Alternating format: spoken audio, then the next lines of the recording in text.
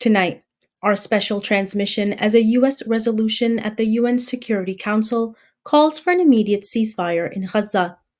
Assalamu alaikum and good evening. This is Muslim News Canada on Muslim Network TV. I am Humaira Karodia. Today is the 166th day of Israel's indiscriminate war on Palestine. In the past 24 hours, Israeli attacks in Gaza have killed at least 65 Palestinians. 92 have been wounded. Multiple reports show Israeli forces are targeting homes near Al-Shifa Hospital. The attacks are obstructing ambulances and rescue efforts. Palestinian news agency reports civilians are being killed in and around the hospital. The medical facility has faced extensive damage. The Israeli military has blown up a specialist care unit and issued an evacuation warning for the entire hospital. Many of the displaced Palestinians sheltering in the hospital have been abused and detained. The Israeli army alleges it has killed over 50 fighters at the hospital. It also says it has discovered weapons in the hospital premises. Hamas rejects these allegations. It says no fighters are in the hospital. Prime Minister Netanyahu says Israel is committed to continue the war till the elimination of Hamas.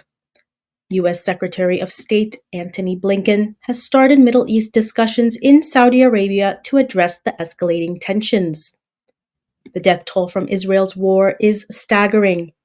At the time of writing, 31,988 Palestinians have been killed. Another 8,000 Palestinians are presumed dead under the rubble. Israel's revised death toll from Hamas's attacks stand at 1,139. Israeli Prime Minister Benjamin Netanyahu is proposing the new U.S.-built port in Gaza could be utilized to deport Palestinians. While the port aims to ease humanitarian access, Netanyahu's remarks in a private meeting hint at a potential mass expulsions. Palestinians are enduring severe conditions under Gaza's blockade. They have reacted with outrage, accusing Israel of pursuing ethnic cleansing. With Gaza facing acute malnutrition and starvation, the UN is warning of a famine. Israel denies aid restrictions. It blames the poor distribution system of the UN for aid blockades.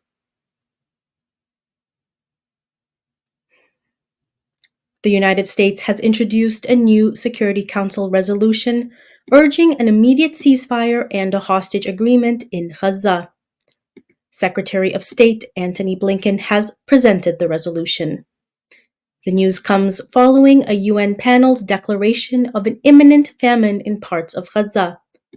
The Guardian media reports the latest draft is less explicit about a ceasefire through a hostage agreement. The draft resolution emphasizes the urgent need for an immediate and sustained ceasefire to protect civilians, facilitate humanitarian aid delivery, and alleviate suffering. It expresses unequivocal support for ongoing international diplomatic efforts to achieve a ceasefire potentially linked with the release of remaining hostages. A European diplomat at the UN has noted a significant shift in the U.S. position. He highlights the emphasis on the terms an immediate ceasefire and toward that end. He says that the language suggests a ceasefire is not strictly contingent on a specific deal. The shift aligns the U.S. more closely with European and Middle Eastern allies, advocating for a ceasefire before a hostage deal if necessary.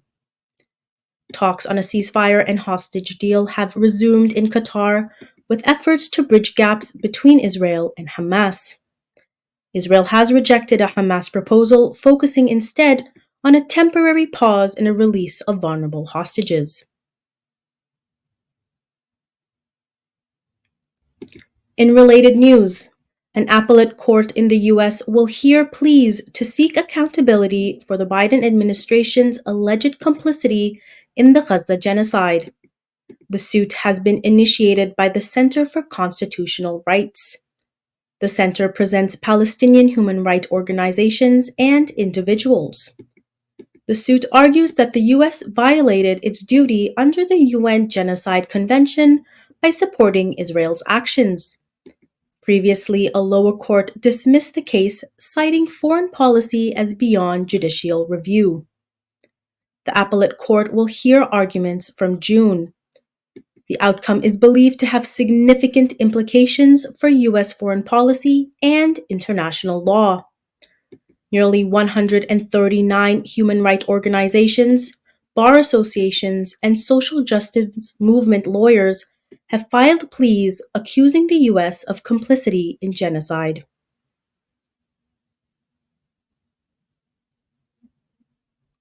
The U.S. has imposed sanctions on a shipping company for being involved in illicit shipments. The U.S. Treasury Department says shipping company Vishnu Incorporated has been aiding the transfer of Iranian commodities to China through its vessels. The department alleges the shipping company is registered at Marshall Islands in Central Pacific Ocean. It says it supports Iran's Islamic Revolutionary Guard Corps Quds Force and has links with the Houthi financial facilitator Saeed al-Jamal.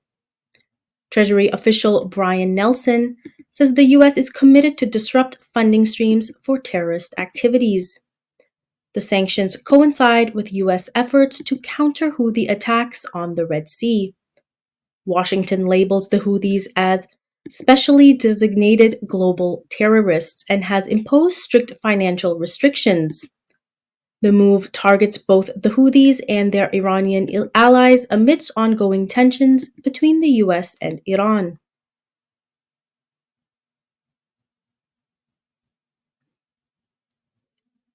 French opposition lawmaker Thomas Portes has accused the French government of complicity in the genocide committed by Israeli forces in Gaza. Portes says France is ignoring French soldiers aiding the Israeli army. Portes shared a video of a French-Israeli soldier detailing Palestinian suffering under Israeli occupation. He calls this collaboration complicity in genocide. He says France is overlooking this collaboration. He's criticizing President Macron for failing to impose sanctions or an arms embargo. Portes is urging France to cease arms sales to Israel like Canada has recently done so.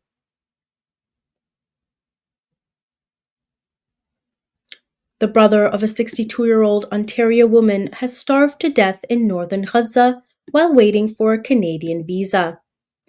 Sausan Karashuli says her brother, Ismail Karsholi, has left a daughter behind. Although the family had applied for the Canadian visa program, they received no response. The Karshuli family is devastated by the loss. The family hopes for a humanitarian resettlement of their niece in Canada.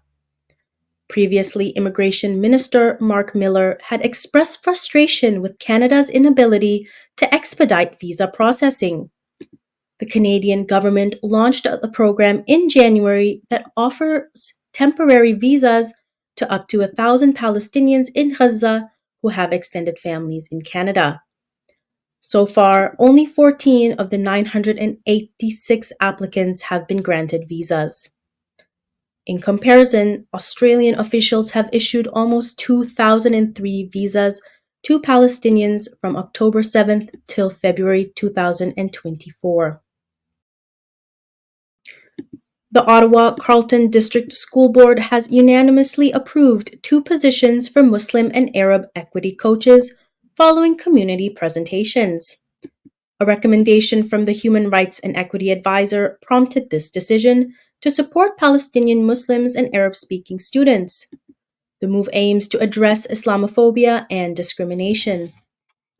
Concerns were raised about gaps in support, particularly for Arab-speaking students from conflict-affected regions. Trustees emphasized the need for support and flexibility. The move follows a previous decision to hire a Jewish equity coach amidst rising anti-Semitism.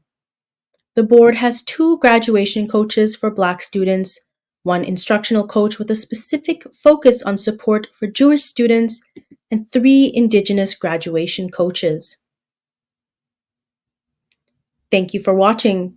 Our news is produced by Muslim Network TV, which is a not-for-profit organization. We need your support for donations.